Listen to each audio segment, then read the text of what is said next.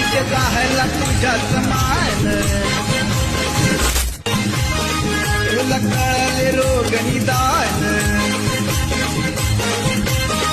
त्या रोगाच्या काळात तुला त्या रोगाच्या काळात ए थांब,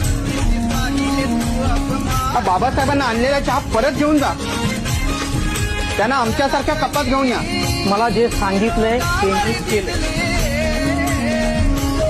मुख्याध्यापकांनी यांना चहा यातून यायला सांगितलंय. आमच्याकडे कप नाही. अरे बाबा, तुला कळतं का तू कोणाशी बोलतोयस? ते कोण आहे माहिती का तुला?